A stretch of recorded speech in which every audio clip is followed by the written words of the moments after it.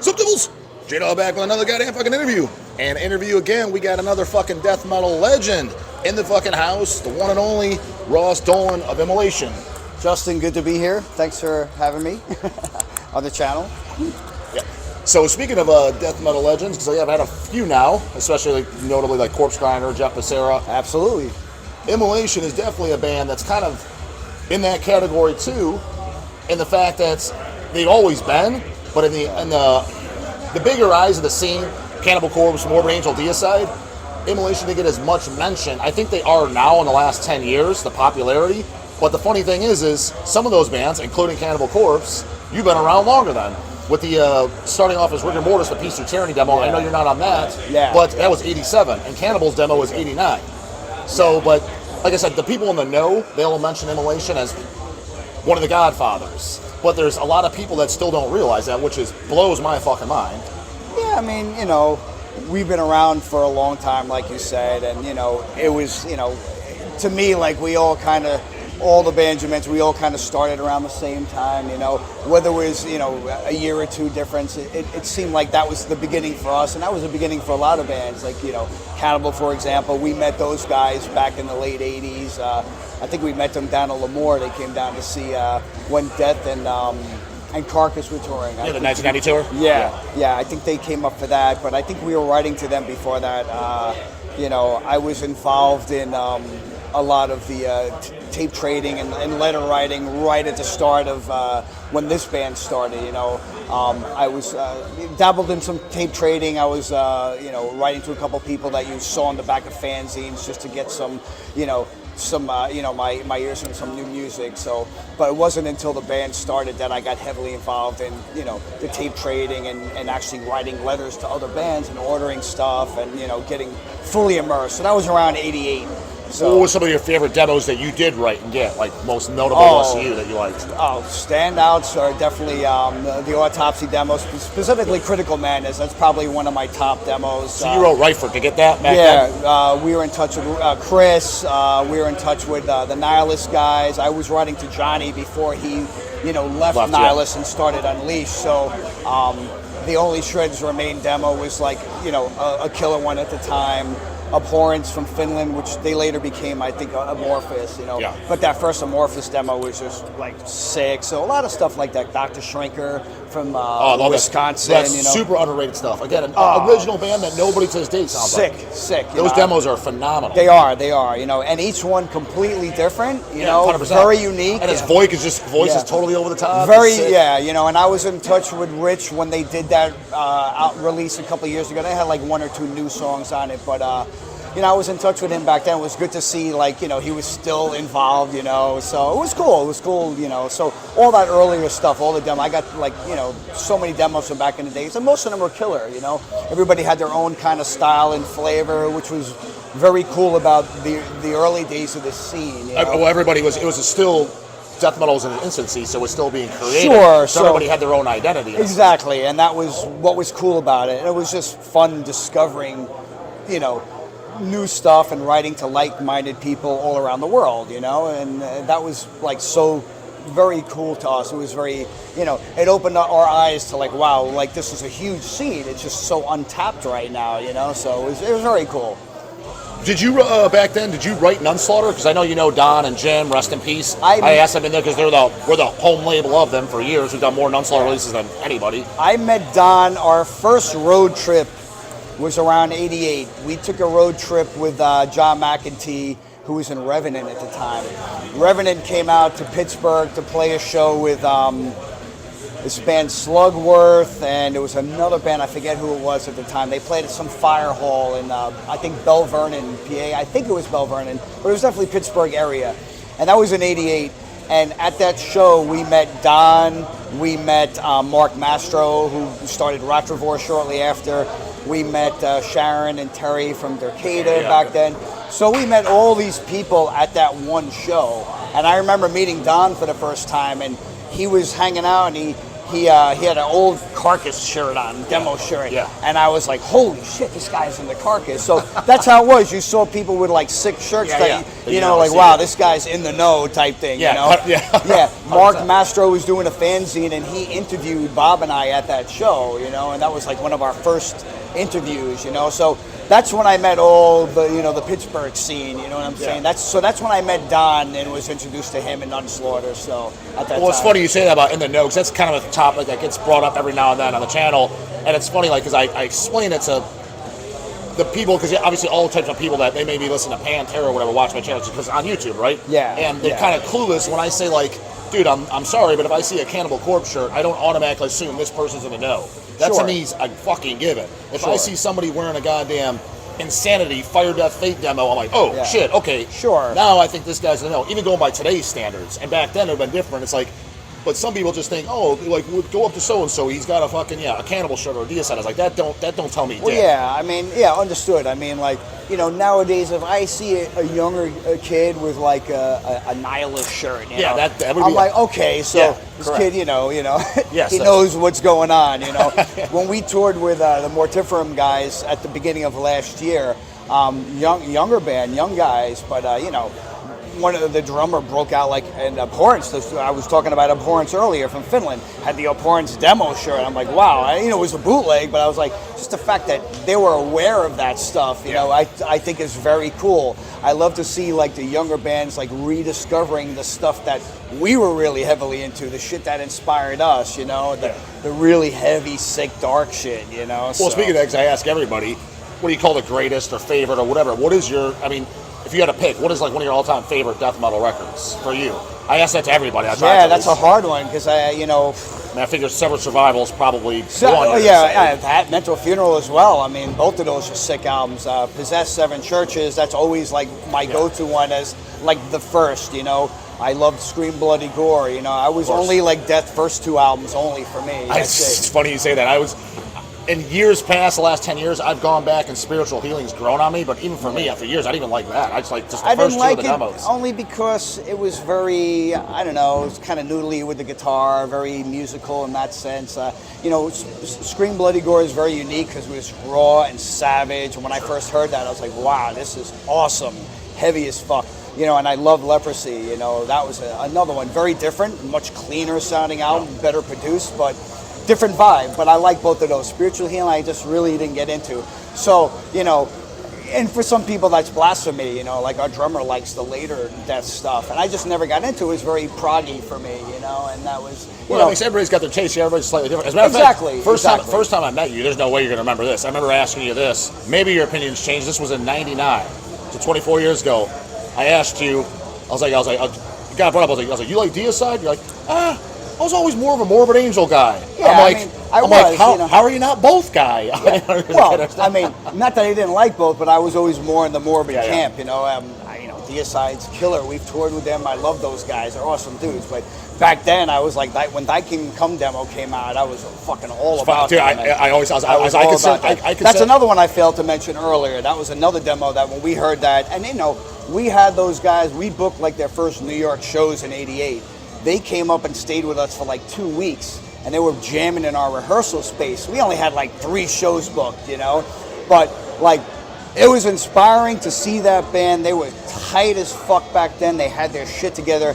So it was a bunch of young cats who were like, you know, 18 years old at the time. We were like, wow, man, these guys got their shit together. We got to get our shit together like that because we were a fucking mess. You know what I'm saying? So it was inspiring in that sense. So I didn't like hear Deicide till years later, you know, when they were on Roadrunner already. You know did you hear the first record in 1990 when it came out, or did you hear them even after that? Yeah, no, because we were on Roadrunner at the same time. Yeah. I remember going down to the label back then, and Monty Connor, who was like the label head at the time, you know, we'd go down there periodically for whatever. We were in New York, so, you know, they were in Lafayette Street in Manhattan, so we'd go down there periodically, and he would always say, hey, got this band Amon, they're a Deicide now, check this out. We were like, oh wow, interesting, you know what I'm saying? Yeah. So that's how I found out about them. You know, I didn't realize they were a band from upstate New York, you know, at the time, you know, so I was probably a late comer to that, but Morbid, we were on board, you know, like I said earlier, when I was tape trading, I had gotten the Abominations and Desolation, first album, or whatever you want to call it, the unreleased Some of record the first albums will be unreleased. with Mike Browning, and I loved it. I thought it was sick. I love Browning's vocals. Well, with that being said, there was a kind of, you saw the Scott and Don, and people debate what do you like better? This has been a debate with Kanye, all those guys over the years. What's better, Abominations or Altars? Like, what do you like more? I can't really say better because I like them both. I was an Altars guy just because probably because I heard that first. Yeah, I mean, I like them both. I mean, with Altars, it was a different vibe already. You know what I'm saying? They had their shit together a lot more. But that being said, I love Mike Browning's vocal style. I always loved Mike Browning's style. You know, I love the first Nocturnus, the key. Great, very different than what he was doing Morbid, but I love it though. It's sick, you know. So I was more partial to his vocals at the time, but when Altars came out, I mean, that was just such a groundbreaking record, you know, for all of us. You know, we were like, wow, that's a sick album, start to finish. So you can't deny that, you know. Whether you like the direction they went in later years, you know, I kind of jumped off. Domination was probably like the last album, and even that to me wasn't the strongest. You know? I don't even like. That's funny for me. You're kind of saying to me, Covenant was kind of like the last one I liked. Domination I didn't like. I will say this: I did like Formula's Fatal though. The first one with Steve Tucker. Yes. I thought the blasts were insane on there. A lot of people don't know that, and they go back. I was like, listen to the fucking Sandoval's blast beats on that. I was like, it's almost like you took it up another notch. Yeah. I was like, they were just crazy sounding. Yeah, and then Gateways was kind of boring, and Yeah, I just like that era wasn't. It kind of got lost on me. And not to say it's not good. A lot of people enjoy it. So who am I to say? It's just my. Dude, I've had people on my channel say, "Dude, Gateways is my favorite album." I'm like, "Whoa, really? Wow, okay." And that's fine. I agree. And it depends. I can't be that old crotchety guy and be like, because people jump in at different times. Yeah, So 15 today. What do you want from them? Exactly. Yeah. So I respect the kid who's going back and discovering like the whole catalog. Yeah, maybe they're starting at Gateways and moving backwards. That's the first one I heard. Yeah, that's fine. I'm cool with that. No, it was for example, my favorite too. The first Immolation album I heard. First release I picked up was Here and After. Okay. And actually, to date is my favorite album. Cool. And actually, one of my biggest bones every time I pick with Immolation, every time I see it live, you never play my favorite song, which is Nailed to Gold. That is my all-time. That is one of my favorite death metal songs ever. I love the lyrics. I love the hooks. I love the fucking the solo on it. Everything. And it's funny because when I talk to people who are really into what we do. Everybody has a different favorite at a different point in our, career, So it's funny, you like that record, I'll talk to someone else and be like, oh, I like Failure's my favorite, or I'll like the first. Some people are first album only, you know what I'm saying? Well, when I hear that, I kind of roll my eyes. That's like, I grew up with him, like, listen to Don and Jim always said, dude, Dawn of Possession and demos. I'm like, come on, man, that's fucking stupid. Well, that's fine. I mean, for some bands, like, I'm like that. Like, what's a good example? So am I. I like that for some bands, too. Paradise Lost, good example. Like when the demos came out, the Frozen Illusion demo to me, when that came out, was so fucking heavy, just sick. Vocals were sick. First album came out, I liked it, but it lost something because it was very polished sounding. So you didn't have we're coming from days of cassette demos, so production values weren't what they were later on. So you're hearing stuff in its rawest form, when people didn't know how to really mix this type of stuff, But there was something cool about that. It was very dense and dirty and sick sounding. When the first Paradise Lost album came out, I liked it, but I didn't like it as much as the demo. By the time Gothic came out, I was already kind of like, I'm jumping off now. Yeah, 100%. So that's a good example. I think Entomb, at least for me, Entomb's a great example. I mean, it took me a while to get into Clandestine, and anything after that, I couldn't stand personally. See, for me, it was only Left Hand Path. That's what for me. I didn't even get the demos. I know. Clandestine, I didn't even like because I think Nikkei sung on that. I don't like that. That's where it took me a while. Clandestine, I didn't like the vocals. I wanted to like it, but I just couldn't get into it. You're right. It was one of those I kept spinning it, and eventually grew on me. I was like, it's pretty good. I was like, it's still the worst one I like, but I like it. Well, see, that's the thing now. Like back then, I was like this with a lot of stuff. Being the 18-year-old, kid I was. Another great example was Voivod. Man, I love the first 3 albums of the Killing Technology. Some of their shit's drastically different though. After Killing Technology, I was just like, wow! I jumped off. Now I go back. I love that stuff. Oh, you like the later? You like all the later ones too? I love the ones from that point forward. Not all of them, but I even like the newer stuff now. But back then I didn't, not so much. So it took me time to kind of I guess be a little bit more open-minded to go back and revisit that. But to me, Killing Technology was like that was the one for me. You know what I'm saying? I saw them back in the day when they opened up for Creator. One of the first times they came over, it was like Pleasure to Kill, Flag of Hate era, you know what I'm saying? Because they were playing Flag of Hate stuff. And Voivod was with them, and it might have been for the Raw record, I think, or maybe it was for War and Pain, I don't remember. But I saw them in those earlier days, and I saw them on Killing Technology. Great, I loved it. But after that, I just they went in a different direction. Now I like it, but it just goes to show as you grow, your tastes change, and you kind of go back and revisit stuff. So I'm not a hard ass like I was back with that's understandable. Another thing I'll throw out there too. Do you guys ever think you'll add back in the set list? And then another one of my favorites, and I think it's almost like, to me, it was like, I don't understand why they wouldn't play this because it's so memorable and it's kind of like a sing along. Is No Jesus, No Beast? Oh yeah, I mean, because it sticks out. Because don't be wrong, I'm not saying Immolation songs sound the same, but the first listen, like if it's a new fan hearing it, if they're hearing like some of the newer songs and stuff, they may not. It may blur a little bit together if they don't know the songs. Sure. As opposed to that, they may walk around and be like, at least remember words and shit. Sure, so kind of sure. Even just for a first timer, like say at a Cannibal Corpse tour or whatever, you're trying to grab new fans. Yeah. I think that, because to me, when I first heard that, it immediately stuck in your head. Like it's memorable. Yeah. I mean, I like that song. I mean, sometimes you'd be surprised though. Like we try with a lot of these older songs, and they just kind of I don't know. They don't stick well live today. I don't know why that is. You know what I'm saying? Of course, guys like yourself, the older school guys, the kids might not be all over it. You know what I'm saying? Yeah. And not that we're trying to cater to a certain group or anything like that. We always try to throw, like on this tour, we have Despondent Souls in and Under the Supreme off of Here and After. Mm-hmm. So we threw those in. We had not the last time, the time before that, we played Maryland. We played Nailed to Gold, and we played. Okay. Yeah, we played. I've never seen you guys play. Yeah, we played that recently with Steve. The problem with that stuff is it's very like this on the record. It's kind of loose. You know what I'm saying? And when you're playing it today, you feel it. Practicing to those old songs is fucking loose. You know what I'm saying? We weren't playing to a click track, a metronome back then. You could hear it. Even on the first record, we didn't play to a click track on that. When I go back and practice to some of those earlier songs, you could hear the fluctuations. You could feel them in the time, the timing of the song. So it's, so when you're playing it live, obviously you can't have those, that weirdness. You know what I'm saying? So you say it's kind of hard to capture.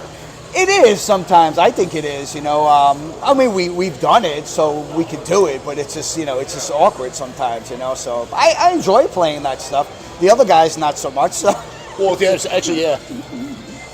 With that being said, of all the Immolation actually, Immolation's one of the few bands that I like every record by. Oh, now, thanks. I mean, obviously, like if you're talking about Iron Maiden, I like some more than others.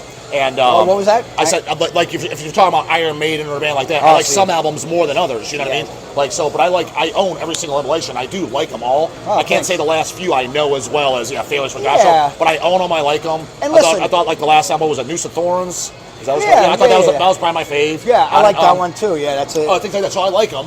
But with that being said, what is for you, not fan favorite, not what sold the best? What's the album you're most proud of? That you're I like the most. I always get asked this. I always like the newest release because it's freshest for us. You gotta realize we've been playing the Dawn of Possession song. We've been playing some of those songs since '88.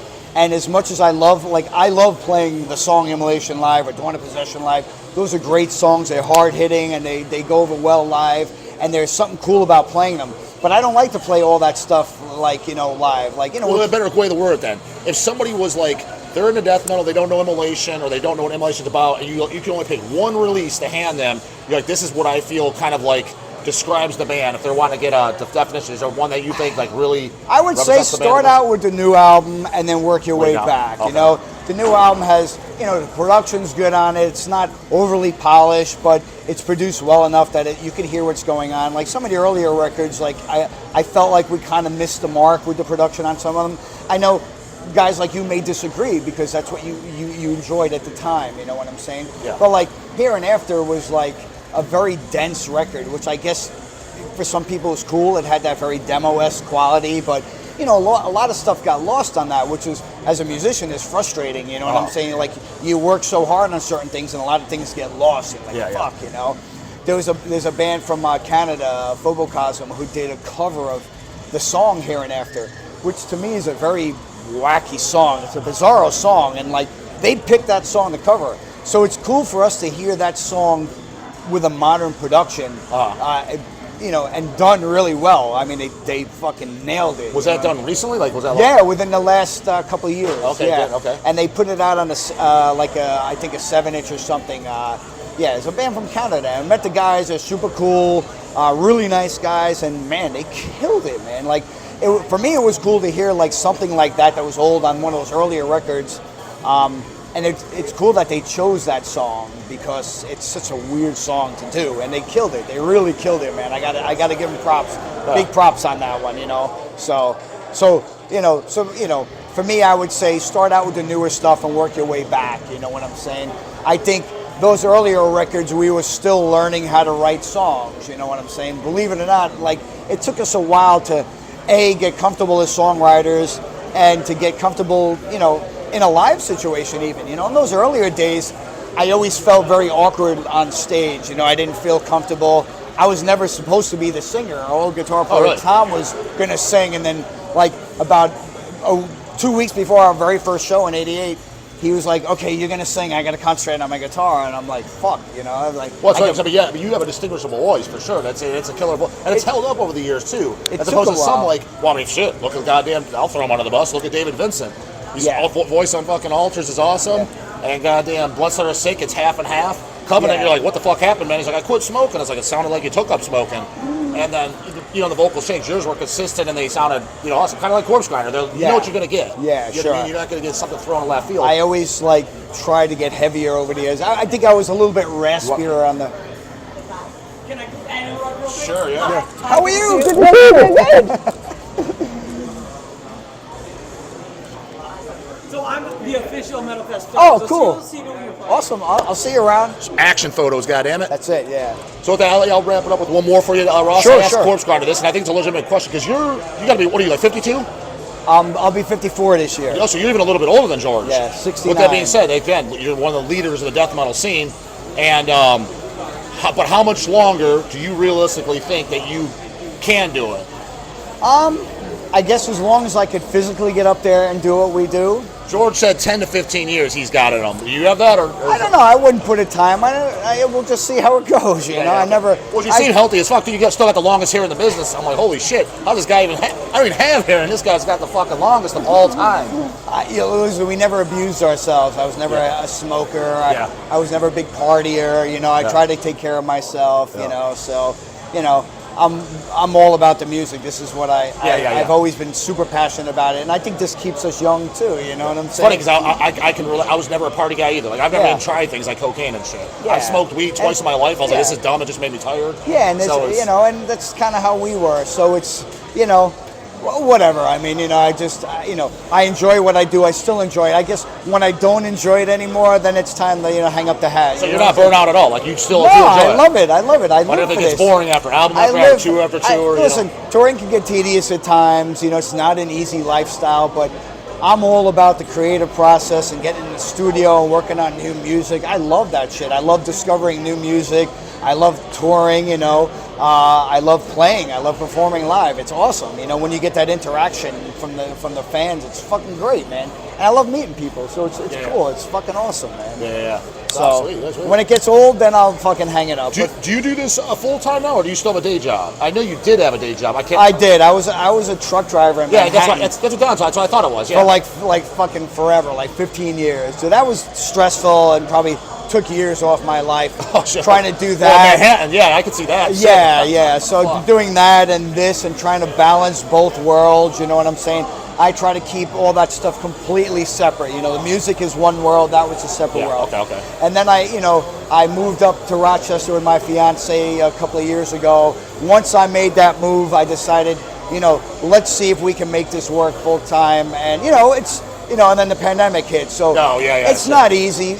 I think people have this misconception that because we've been around for so long and we have so many records out, like you're killing it, you're making bank, and it's fucking not like that at all. So you're doing your best. The more tours we do, the better, obviously. So it's a struggle still, but it's a worthwhile struggle because we enjoy it. it's something I feel like we're doing this for ourselves, something we created. So you're not working for the man anymore. You're working for yourself. Yeah, correct. So, Yeah. So I enjoy that aspect of it. So, Well, we're you the know. same guy because we do. I mean, I've been doing Hell's Headbangers full time Yeah, for. so you know the shit. feeling. It's nice to put 110% in something that's yours and you could build and, Yeah, and 100%, have yeah. complete control over it. Yeah. So that's cool. So.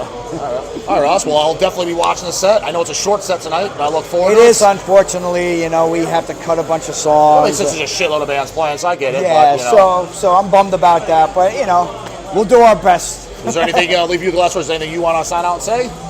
Thanks for having me. It's been a pleasure, man. No problem. Hey, thanks for doing it, man. Thank you. It was awesome. Thank you. Well, that's it for this one, Devils. See ya.